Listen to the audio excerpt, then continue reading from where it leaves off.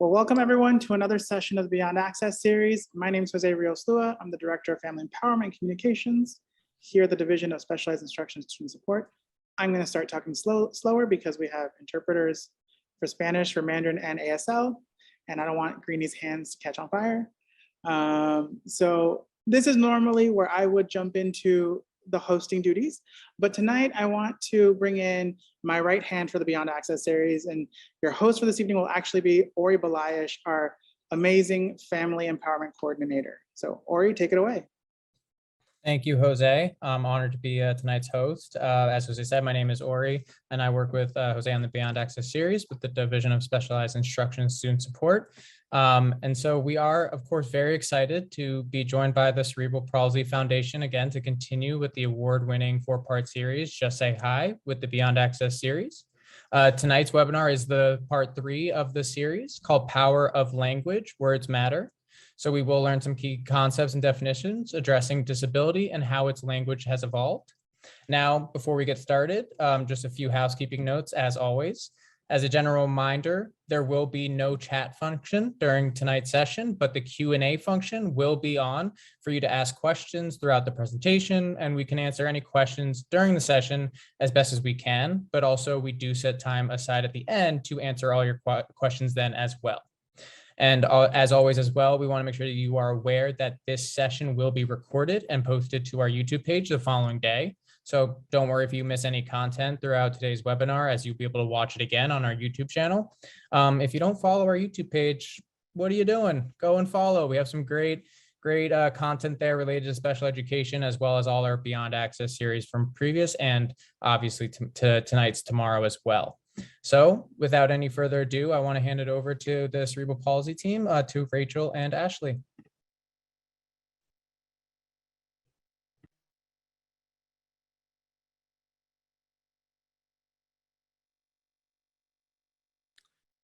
Ashley, you're on mute.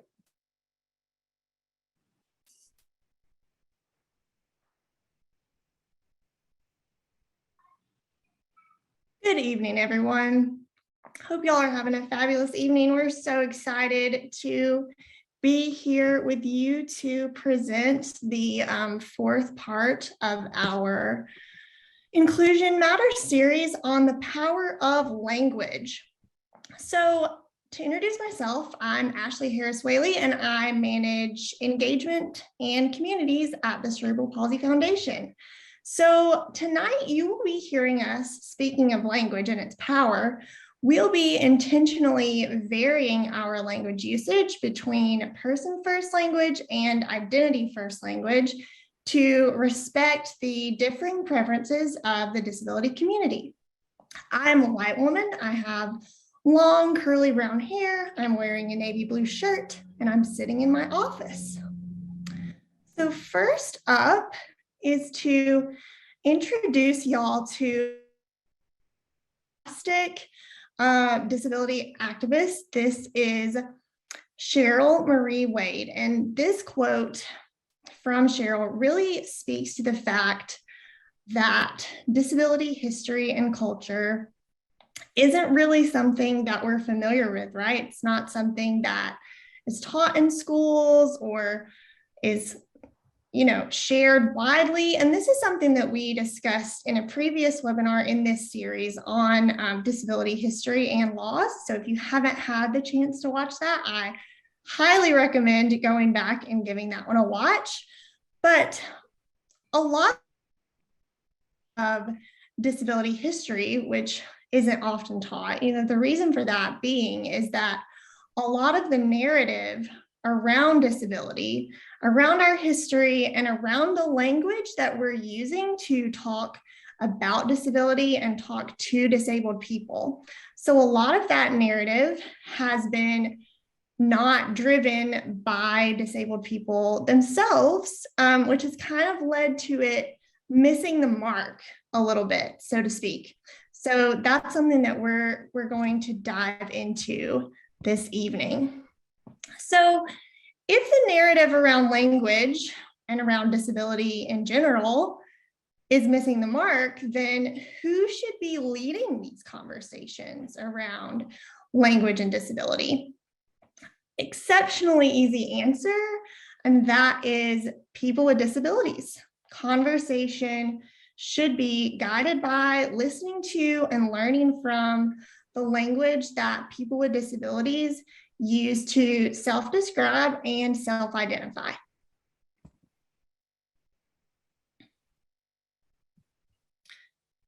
So I've said a bit of this already, but historically that conversation hasn't been led by disabled people. And what that has given us is a whole host of language that doesn't label disability directly for what it is. So this is a fantastic quote from Emily Liddell. She is a writer and a speaker and a disability activist. And she's speaking to us here about how we can actually use language as a direct signal that we're either accepting or rejecting a person's identity.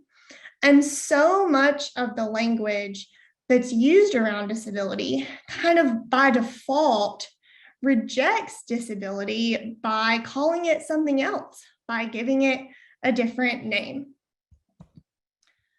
And so what we don't want for our students, right? We don't want them to feel alienated or to feel othered by any language that's used when speaking to them or used in reference to them. And a lot of these terms that are on this slide here, like I said, they're created for the sole purpose of talking around disability rather than labeling it clearly and honestly. So instead of that, here, we have this list of euphemisms, things like differently abled or handy-capable or special needs or learning differences. And you'll notice that the R word isn't included in this list because that goes a step beyond a euphemism. And so that's considered to be a true slur. And I've actually recently learned, this is an interesting fact, because we're all learning all the time, right? That some folks are even considering the word handicapped as a slur as well. So this euphemistic language, we're all about inclusion, right? And this euphemistic language, it isn't inclusive. It's rather alienating, actually. So but it's important to acknowledge some folks in the disability community, and I've personally met a few of them, they prefer to use language that is more euphemistic. So even if that isn't the preference of the majority of the disability community necessarily, it is the preference of some individuals, and that preference should always be respected. And no disabled person should be corrected by a non-disabled person or anyone else on the language that they're using in reference to themselves. So throughout this series, we've been introducing y'all to community and using these introductions to really showcase the power of representation and the importance of representation in the conversation of inclusion. And it lets us also just show you really how brilliant and diverse the disability community actually is. So this is Annie Segarra. She is known as Annie Elaney on YouTube, and she has just some great videos that really speak to the language conversation. And in this video, Annie is talking about the power of using words like disability and disabled and person with a disability as opposed to other euphemisms. So I'll let you hear directly from her.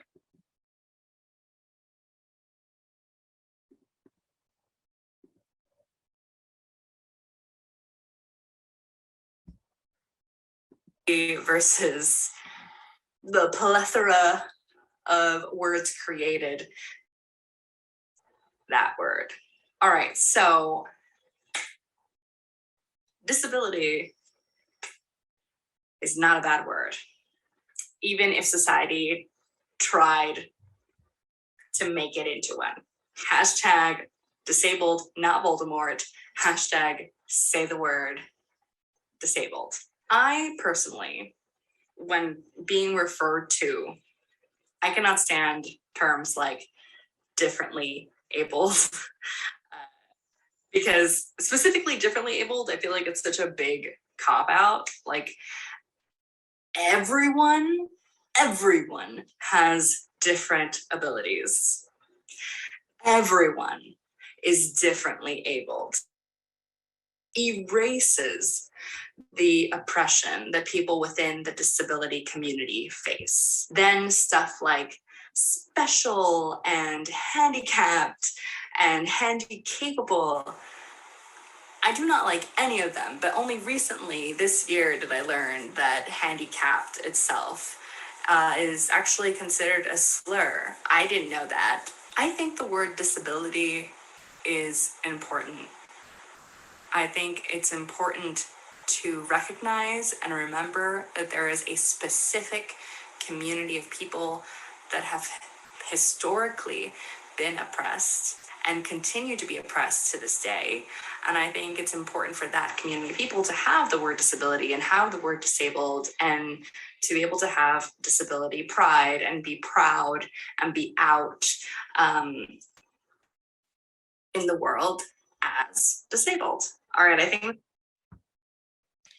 So tonight on this webinar, I'm joined by Rachel Byrne, who's the incomparable director of the Cerebral Palsy Foundation. So she is going to pick it up from here. Thank you so much, Ashley. As Ashley mentioned, my name is Rachel Byrne. I'm the executive director at the Cerebral Palsy Foundation. I'm a white woman with brown hair that's tied back, and I am wearing a black sweater. And so, you know, I think we've just sort of seen these different components, both what Ashley described and what Annie described. So why do so many terms exist to use in place of the words disability or disabled? And I think historically it's because disability makes people feel uncomfortable. And I think what we're really trying to do, both within these webinars and really within our curriculum, is actually show the opposite, that inclusion is so powerful. And we need to make sure that people feel fully included. And the way to do that is that we cannot erase a part of their identity by not saying the word. And I think it's really important. We shouldn't be trying to make things more palatable for individuals because they do feel discomfort. I think we actually need to get to the core of, well, why is that word making somebody uncomfortable?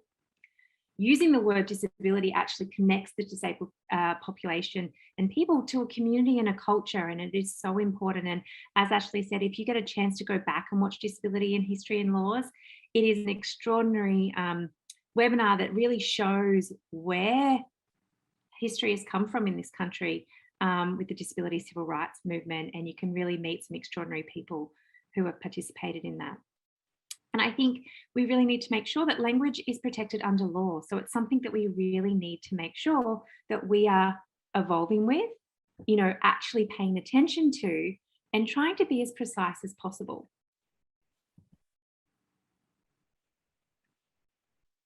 So if we're thinking about this, what do we want for our students? Well, of course, we want our students to feel empowered by language that's used in reference to them. And we can empower students by using a variety of combination of person first language and identity first language. And you will see us doing that throughout this webinar. And I think rather than worrying about the rest of the world's comfort, our focus should be the inclusion and empowerment of students with disabilities, because we know words matter. And I think as we go through all of this, you'll see, well, what actions can I take? How can I change, whether it be actually some minor changes in our day-to-day language? Sometimes it might be major. But we can all intentionally think about how we use words and think about, most importantly, how they're impacting others. So, person first language. Simply put, it is putting personhood ahead of disability. And so it separates a person from their disability. So for example, person with a disability, person with cerebral palsy, person with Tourette's syndrome. If we're now looking at identity first language, it's putting the disability as an identity. So it integrates a person with their disability fully. And again, there is a preference that people use, and it can be that you go between both. It can be that you have a preference to strongly only use one. And this is an example by Tiffany Hammond, who is a mother who has autism herself, and her son also has autism. And so she describes it, I am autistic, my son has autism. So she interchangeably uses both person first and identity first language, depending on what she is describing, if she's describing herself or if she's describing her son. And I think some individuals really choose to identify as an individual with a disability in certain circumstances or at different points in their lives. So I think this is important as well. How somebody may have felt growing up as a student or through childhood may change when they go to college and may change through adulthood. And I think that needs to be respected as well. So if we're navigating language preferences, so I think we need to recognize that the default language used in the majority of school settings is person first language. And it sort of is taught as what is best in most educational settings and programs. But I think what we're trying to show is actually the flexibility in being able to go between both, understanding people's individual preferences is something that, you know, to be able to recognize that and have respect for the people that you're speaking with or the people that you're communicating with in that moment is so important. But we also know, okay, well, what do we do if we are unsure? And we want to work within the systems and the frameworks that currently exist. So, for example, we also know that special needs is used within the school system. So, you know, understanding that that is used is important when we're describing certain things and when we're having those conversations. And now I'll hand it over to Ashley to keep talking about how we actually ask about language preferences. Right. So now that, you know, we kind of have a handle on what the disability community prefers and how we're going to navigate within existing systems that we have, you know, how do we actually do that navigating? It's kind of an ask, right? So the easiest thing to do is, instead of assuming that what we've been taught or what we already know is best, you know, how do we go about instead figuring out what an individual student or a small group of students, you know, what is their language preference and how do we suss that out? Well, the simple act of asking whenever we can, that's an act of inclusion in and of itself. But how will a child know how to navigate language usage and what feels right to them and what feels good to them and what, you know, they're wanting to be called? And we do that through exposure, because kids will say that, but, you know, kids and adolescents, putting on my speech language pathologist hat for just like one quick second, we know that they acquire and use language that they hear. So if they're getting exposure equally to person first language and identity first language, then that gives them the opportunity to hear both. And in cases whenever it's applicable, to really begin the process of deciding for themselves what they prefer and what feels best for them. You know, as a personal example, kind of talking about how you can sort of switch back between one or the other, and you don't necessarily have to make a hard and fast choice. So on a personal level, I tend to prefer identity first language when speaking generally. So I would refer to myself as a disabled person almost all the time. I don't really see that I'm able to extract my disability from my identity, but I would also refer to myself as a person with cerebral palsy if we were talking about specifics. So that just really speaks to the versatility of both of these language models and how they can be used. And the most important thing to do as adults in the situation is to listen to the cues that a person is giving you. Like, you know, my parents used to almost exclusively refer to me as a person with a disability. And then they heard me begin the process of like learning and self-education and referring to myself as a disabled person. So they really followed my lead on that. And when you're navigating these situations, if the language that you're using is making the person with a disability uncomfortable, or you can kind of tell that you're picking up on their cues, right? Then ask them. And I know that last webinar, we talked about a lot about what to not to ask. So in this specific instance, we're really speaking to asking about language preferences specifically, which is akin to, think of it as like asking a person what their pronouns are or something along those lines. We're again not talking about just like a full pass to ask disabled people whatever question might strike someone's fancy. Pretty big distinction there. So, you know, how can we translate all of this into action? We can, because I know that like all of us on this webinar probably have a student or multiple students in our lives that we care about, and how are we helping them through the process of like learning about language and what to use and what feels good. So this is, you know, obviously going to depend on the age of the child or the student, and thinking about how language preferences are probably going to change as a child ages and matures. Just like in many other areas of a person's life, you know, how we see ourselves and our identity, it changes a lot, especially in those really formative years.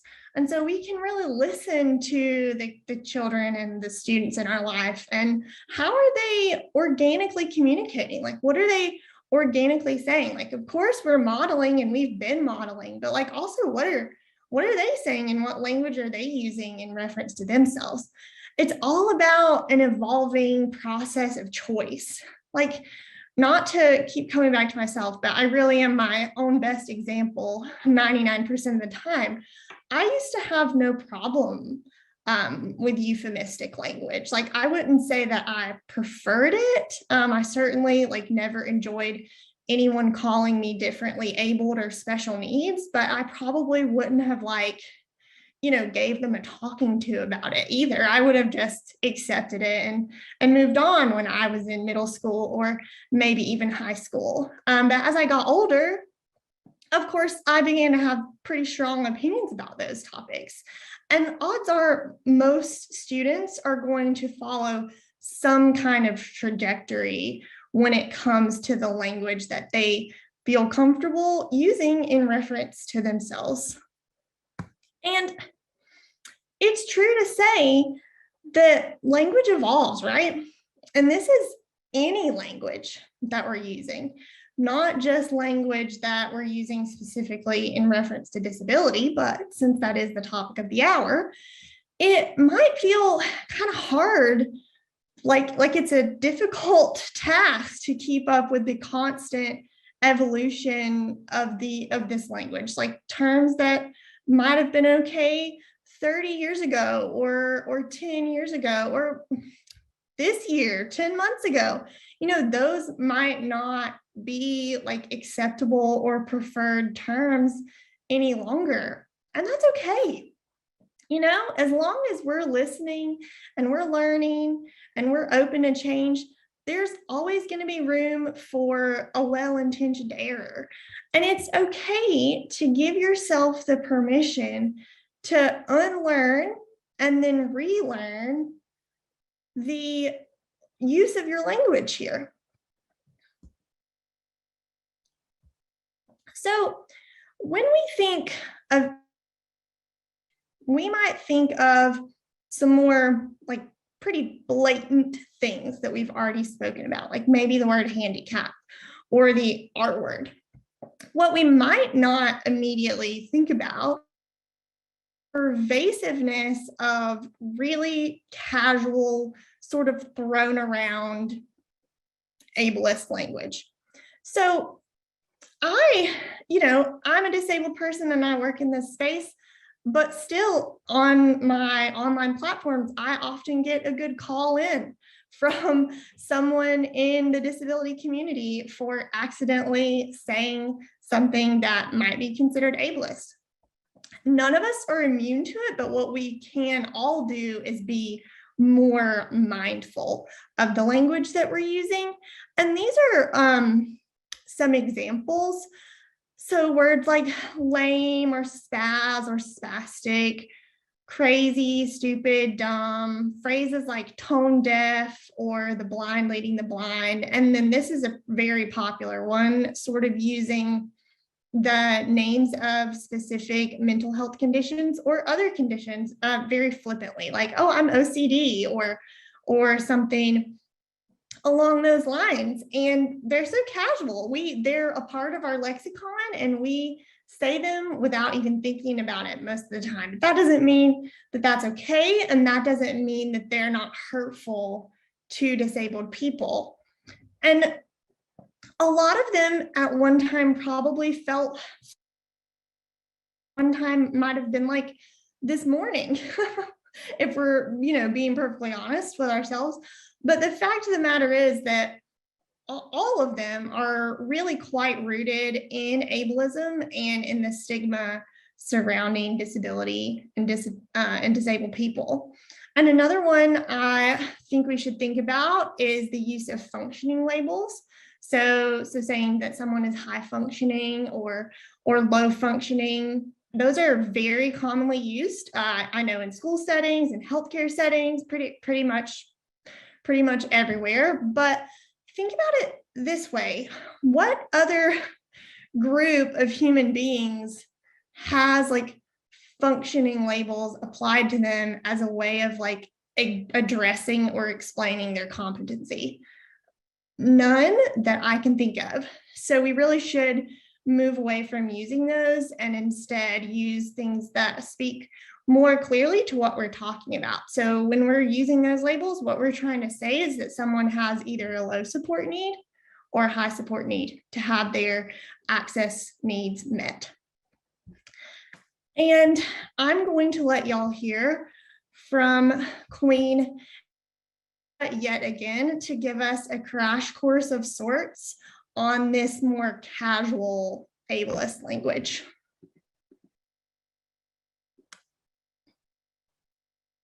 Hello. It's Let's Talk Tuesday. So let's talk about language. Ableism, specifically casual ableism, is widely accepted in our society, particularly when it comes to our language. No wonder most people don't care about access or equality when it comes to people with disabilities if our everyday language perpetuates the idea that they are lesser. Ableism is constantly used to insult others or describe something as negative. And oftentimes, people don't even realize where these words are coming from, what these words mean. So, warning, I'm about to possibly throw out some slurs and otherwise really offensive terms for people with disabilities for sake of example. First, there's using disabilities as insults. Remember those campaigns to stop saying that's so gay? Because why are you using homosexuality to express something negative? Okay, so in that same breath of campaigns, creating awareness of harmful language, we should have included the word lame. Do you know what lame means? It means someone who can't walk or walks with pain and or difficulty.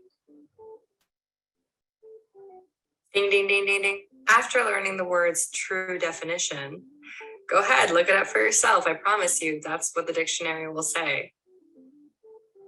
And I certainly no longer feel comfortable using it in that way.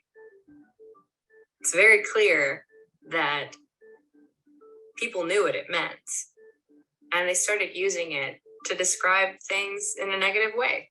Now, things like the word lame are, for the most part, very unintentional. A lot of people do not know what that word means or where it comes from. But then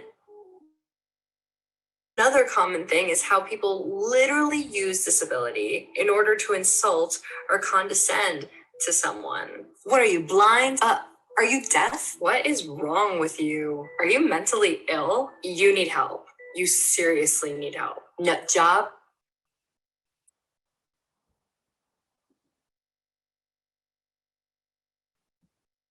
Sorry, guys, we've had a little freeze.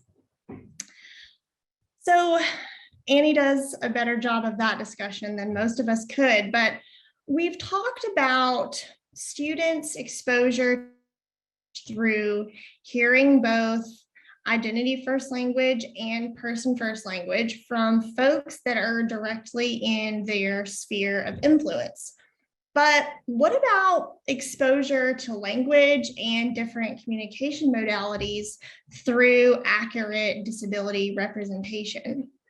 We've said this before in almost every module of our series so far, but the disability community is really a resource for education and representation among folks who are using varied language and modalities of communication. It really serves a twofold purpose.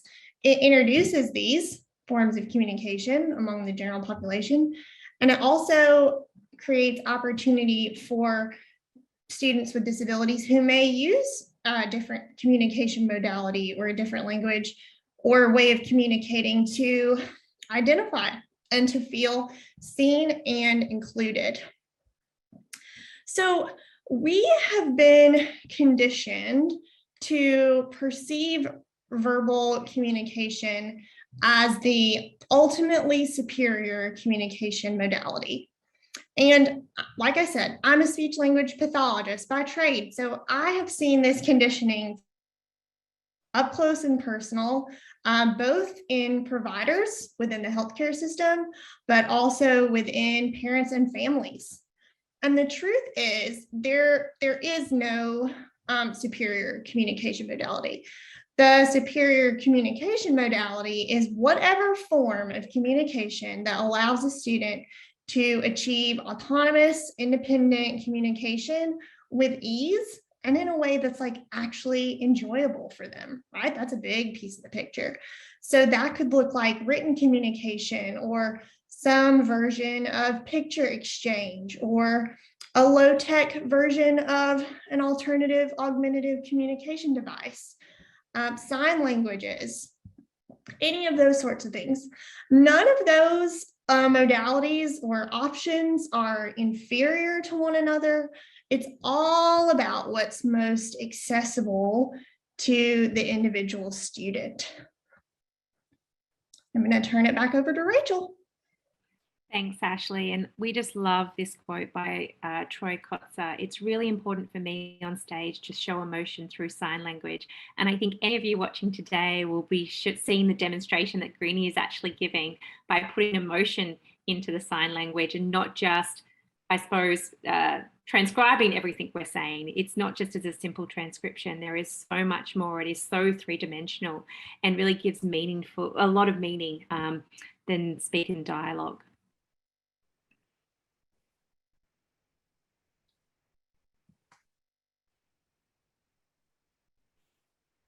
So this video of Troy is a recent clip of an interview that he did, and it's entirely in ASL and verbal interpretation. And it's done in subtitles with no audio. And the reason for this is really to equalize the deaf perspective. It highlights the importance of representation as well. You know, we see so often, and we've spoken about representation and how important it is, but we see disabled roles are not often portrayed by actors with disabilities. And in his speech, Troy speaks to the power of this specific representation and how it is changing perspectives.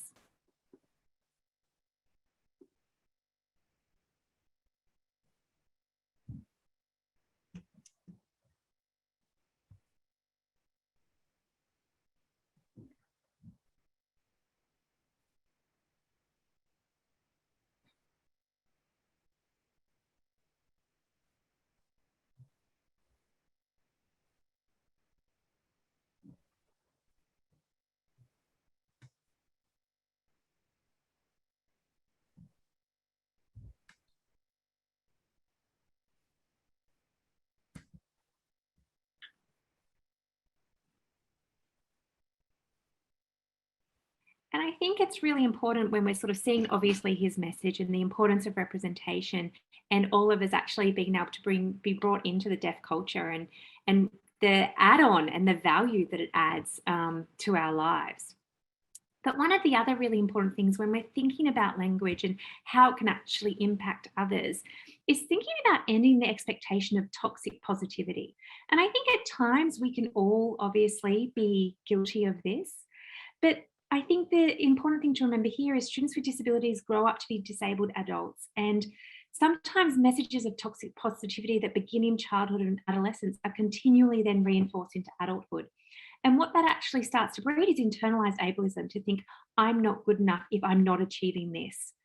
And we can combat this by making conscious changes to the language we are using, and changing our language actually changes our messaging. And this is really, really important.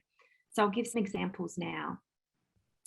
So, for example, it's easy to say, you have to stay positive. You know, if someone is sort of feeling like they're in a moment of almost despair or really struggling, but rather than saying you have to stay positive, you can see things like, it's okay, it's hard to stay positive right now, like understanding, and that's actually giving that person the permission to feel the way that they're feeling.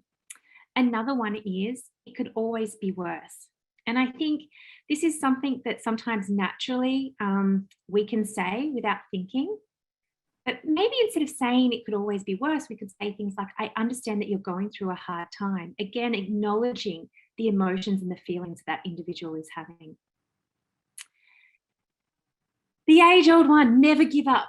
You know, and I think all of us want to have this positive attitude, right? And sometimes we don't want to give up. Sometimes we want to push through. But being told never to give up actually sometimes just reinforces all these different things, like it's up to me to make this happen. But sometimes it's actually okay to say it's okay to give up sometimes. You know, what would the outcome be if you did? You know, sometimes if something is so hard, and particularly for students with disabilities, and to say never give up, keep pushing. But if there are other barriers that are out of their control, sometimes it's okay, all right, let's find an alternative. Let's find something else. And actually, if this isn't going to be the end result and the end goal, is that okay? It will work out how it's meant to be. And I think it's tricky when we start thinking about meant to be, right?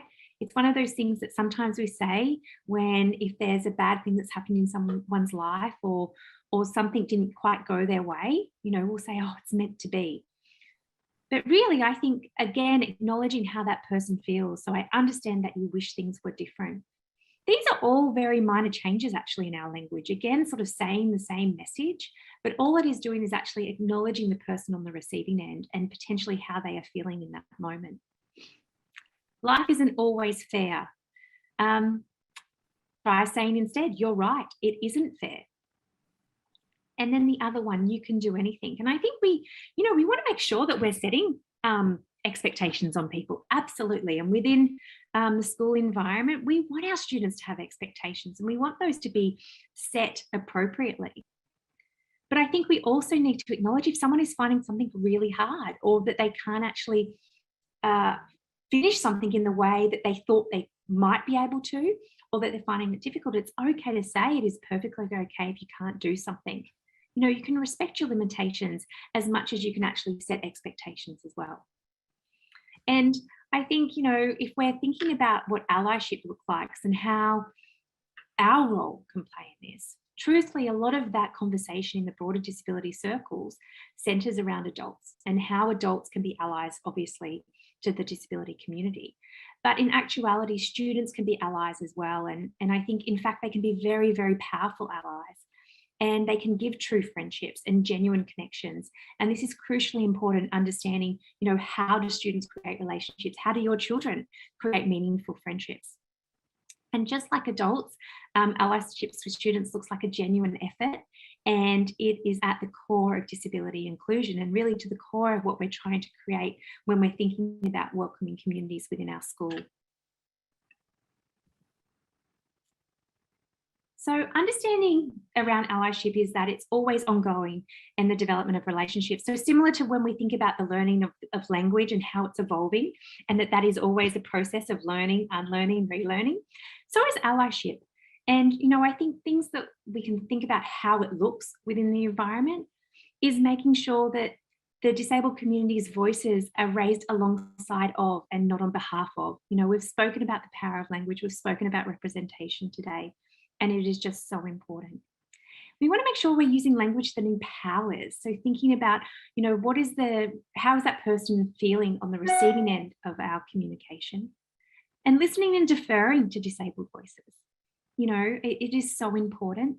Individuals with disabilities can be allies too. And I think this is also the piece, for all of you who have students who have disabilities, they are in a very unique situation in the fact that obviously they have lived experience. And so how they can actually be that support system for somebody else with a disability is a huge piece. Being immersed in disability representation, again, I think we've said that enough, but it is so, so important, and making genuine connections. And I think what allyship is not, and hopefully something that you've really heard today, is using language that is demeaning rather than empowering. We really want to be precise in the language that we're using and really make sure that the person that we're communicating with is feeling empowered. So, truthfully, a lot of that conversation of, the broader allyship is that students should be included in the conversation. And a lot of the time that students can be allies too. And I think we really need to make sure that that is at the forefront of what we're trying to promote and what we're trying to do within the school environment. So, getting to the heart of the power of language, efforts of inclusion that do not directly address usage of language will fall short. We know that it is such an important component, and without it, we really can't move forward in some pieces. It will actually stop conversations in its tracks. So how can we ensure that we are letting inclusion and respecting the preferences of the disability community guide using language? So, be intentional about word choices around disability. Willingness to learn and unlearn and relearn, we've already spoken about that. Honouring personal preferences regarding identity and not trying to impose our own views on others. Practicing patience with those who use varied forms of the communication. Sometimes there may be silence, but actually giving people permission to reply if they're using an AAC device or another part of communication. If you're speaking with somebody who potentially is using an interpreter, making sure you're actually acknowledging the person that you're speaking with. You don't need to speak to the interpreter. Readiness to get to know each other. The power of language, and language actually allows us to have wonderful conversations. And we spoke about that last week in how we make connections, finding those commonalities and sort of respecting people's differences and embracing those differences. And then understanding how to best support one another. I think, it's just such an important piece of all those different steps. So anyone here on this webinar tonight, likely has a child with a disability or, has a student within your class that has a disability. So what are some actionable ways to make sure that we are using language as a tool? Think about checking with the power of your language use. Think about your language choices when talking about disability. And in all languages, identify and shift away from ableist language where you can. Have conversations with your student, read the preference or self-identification or your child, what are they wanting? How are they speaking? What part of their identity are they wanting to either, have come first or maybe not? Where are they at their moment? And pay attention to language used at school by teachers, PTA leaders and others. Speak up respectively and educate. Call them in. We spoke about calling out and calling in. And there's lots of different ways where you can actually do that to educate others, and encourage your child to speak up and communicate during IEP and 504 plan meetings. That can really be in a moment where they can say, this is my preference. This is how I want to be communicated with. So the conversation around language and how we are using language is a huge part of our Just Say Hi curriculum. It's woven into like every part of the curriculum is a respect for that conversation and a respect for wanting to get that right. And so what does our Just Say Hi program, what does that bring to the table? It brings to the table the work that is required for allyship and embedding concepts of this into every element of conversation, of friendships, of leadership within our. And this little video clip, for those of you who haven't got to join us for earlier webinars in the series, really speaks to how inclusion and a posture of allyship is really at the core of the Just Say Hi program and its mission.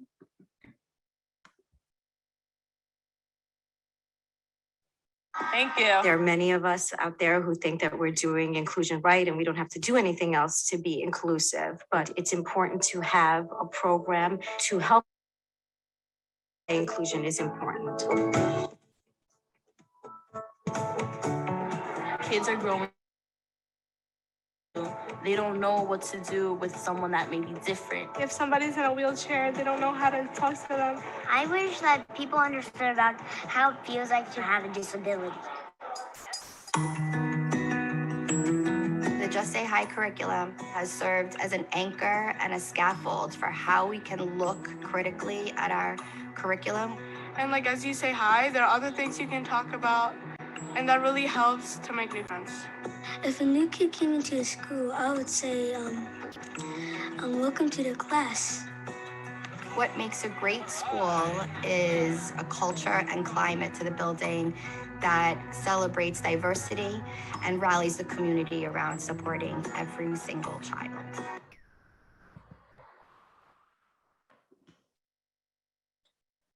So what does Just Say Hi offer? We offer a curriculum that truly is for all stakeholders, because a school community isn't just students, right? It's students, of course, both with disabilities and without, but it's also families of students and educators and staff and school administrators and everyone involved that makes up the school community as a whole. So part one of this is that we offer a pretty robust professional development series for educators and staff that's all evidence-based and steeped in best practices. It's been peer-reviewed and co-developed with experts from every stakeholder group. And we've also co-developed 84 lesson plans, probably more than 84 at this point, that are all focused on disability inclusion. And these have been, again, developed with stakeholder experts, as well as school counselors of the year and teachers of the year, educators with disabilities. And the cool part about our lesson plan compendium is that it really is meant to be used across all different school environments. There are lesson plans for ELA and history and STEM and the arts and music. So really it's designed to be used wherever it is needed. And the third part, of course, are these family engagement webinars that we've had the privilege of hosting with the NYC DOE. And we've really enjoyed that. It really is experience that so what can we do to bring all that wonderfulness to your school? Well, we'd really love your investment and your involvement and making sure that we're spreading the word about the Just Say Hi program among fellow parents and guardians without disabilities, of course, advocating for bringing the Just Say Hi program to your school, reaching out to your counselors or principals, other relevant folks to help get this in the door, engaging PTA leaders about webinars to your school, and of course, just continuing to advocate for disability inclusion as the best interest of your entire school community, really, because it is that disabled kids deserve a curriculum that makes them feel seen and a curriculum that works to help ensure their full inclusion in their school community. So we thank y'all so much for being here with us this evening. We've had a fabulous time. And at this time, we would like to open up the floor for some questions. All right, folks, you heard it. We got about 6 minutes to answer any questions that you may have. I'm not seeing anything in the chat at the moment, or in the Q&A at the moment, but feel free. We'll give it a few minutes and we'll talk. And I think one of the things, as both of you were talking, that really struck a chord with me is that it's not just the language that we use determines the equity we practice, right? And I think that makes a huge impact in the lives of other folks, especially. Oh, I'm not even on screen, guys. I'm not even spotlighting myself. 1 second. There we go. So yeah, the language we use dictates the equity that we show and we live. And I think it's very interesting when you were talking, Ashley, about those little slurs that we don't even notice are slurs anymore because they've just made it into common language, right?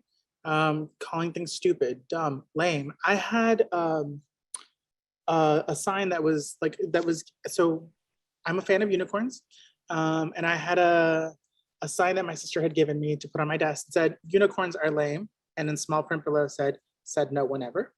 And it's a sign that I loved, and I was in the middle of a video chat, right? And you could see, and I put it behind me in my office, and I was meeting with a friend who's also a disability advocate, and in the middle of the meeting, at the end of our meeting, as folks were signing off, she said, "Jose, can I stay on with you for a couple of minutes?" And this was a great opportunity of showing how to call someone in.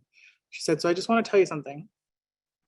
That sign behind you actually makes me feel a certain way because this is what this language actually means." I felt mortified, right? Because in my mind, it clicked in that second. You're absolutely right.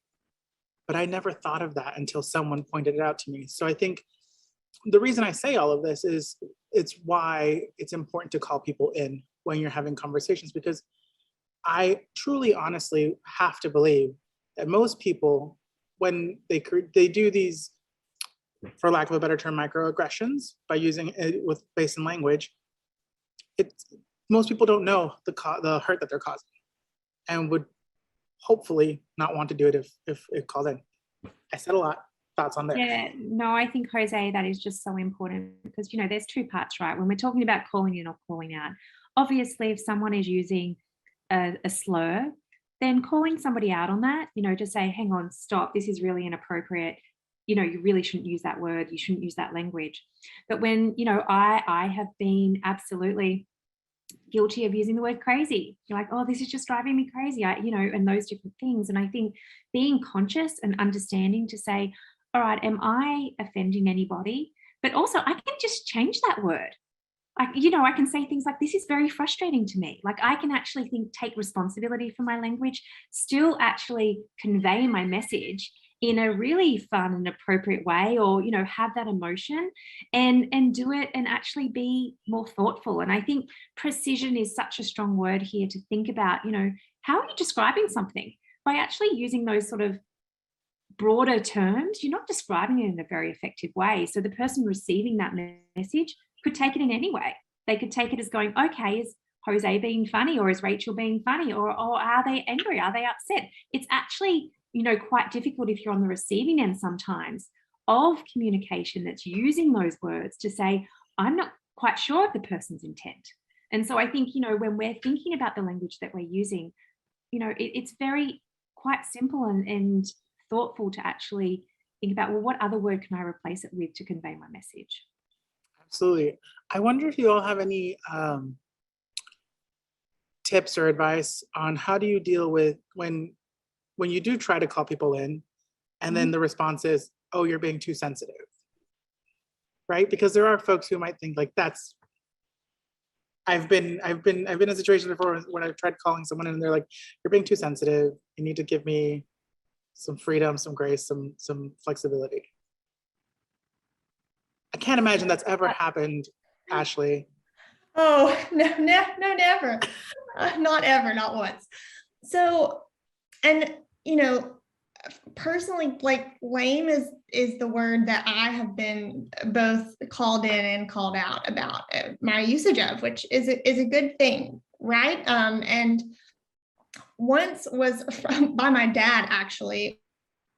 It's like, no, that was the word spastic. So I remember this like clearly as day, 6th grade. I called my sister a spaz. I was like, "You're being such a spaz right now." And my dad turns to me and he goes, "You might want to like rethink your usage of that word because you are literally a spaz. Like you literally have spastic diplegia and you shouldn't use that in a derogatory way because that means that you view yourself in a derogatory way." And I was like, 13-year-old Ashley, that's not something I'd ever thought about before. So disabled people are far from immune from doing this. Like we do it too. And recently I have been called in about lame. And so I have changed and I don't use that word, not even casually. But when people do come back at you, and they will, about sensitivity or like, "Oh, you're making a big deal out of nothing," my go-to is, that may be your perception that I'm being too sensitive. But what's the more important perception? Your perception that I'm being too sensitive, or the perception of the person who is potentially hurt by your language? And the answer to that question is always going to be the perception of the person that's potentially hurt by your language. Regardless of how any one individual might feel about one of these casual examples of ableism, if someone else, either in your life directly or indirectly, is telling you that what you're saying is hurtful, then like your only job in that situation is to listen. Like not to rebuke it or to explain it away or make an excuse for it, just to listen and say, "Okay, I hear you. I will know better and do better moving forward." Thanks so much. Jose, Yeah. I was just going to say, a lot of people get defensive or go back with those different things because they probably feel uncomfortable, right? Like when we get called out or where we get called in, it also makes us feel uncomfortable. And some people need a little bit more time to process. So they get defensive and go, "Oh, no, I didn't mean it." Or, I was right, you're wrong, or whatever that might be. But it's really important. Someone just put this in the chat, to give also people permission to forgive themselves, because I think there's a moment where when you're getting called in or when you're getting called out, as you said, when someone spoke about your unicorn sign, like how that made you feel. Like it does make you feel in that moment going, "Oh, I didn't mean it that way. I'm really sorry," all those different things. And so, people being defensive is sort of almost a natural reaction sometimes, and sort of giving permission to be able to have conversations, trying to create a safe space. Obviously it's different when it's a slur. I do think there are some words like the R word, for example, you can call someone out on that. We all know that it's not a word you should use, like that's pretty clear. But when it's these other sorts of things where someone is not meaning to cause harm, trying to create a safe space to have conversation and giving them permission to respond, and not necessarily fighting back if it is defensive. Yeah. That's a great response. There's a question in here about how can we get this information into every household, and I'm just going to be very shameless plugging here. We're recording. We're going to upload this to YouTube, and so you can help us get this into every house by sharing the link to the recording. CPF has done some amazing sessions with us. We're going to have one more next week, and then we're going to have them join us for our family forum. So there is going to be more content for families from Cerebral Palsy Foundation. And just to be clear, I want to say this, just because the Cerebral Palsy Foundation is doing this with us, this isn't just for families who have family members with cerebral palsy. It is for folks with all disabilities. This content is amazing. And honestly, it's just for every human being to go through this and understand, because if you don't have a disability, there is someone with a disability in your life. So this is important for everyone. So I want to thank you all for joining once again, and looking forward to our next session next week. For those of you who have stuck around with us, I have a very quick announcement. If you are a parent of a child with an IEP, you may know that we are in the process of changing our system for IEPs, which is commonly known as CSIS. And the DOE is looking for families who have current students with IEPs to participate in a feedback cycle of the new system. So if you are interested, please send us an email at beyondaccess@schools@nyc.gov. And we would love to get you into communication with the technology folks who are helping build the system. So if you're interested in being part of that, I keep saying feedback group, but there's an actual word for these things. What are they called? Focus group. There you go. If you're interested in being part of this focus group, please send us an email, beyondaccess@schools@nyc.gov. So, announcement out of the way. Thank you everyone for joining. Thank you CPF again for the amazing content. Thank you Greenie for the amazing ASL interpretation. Ulisse, see you. Thank you for translating for us. And everyone, we'll see you all next week. Have a good night. Thank you so much, everybody. Oh.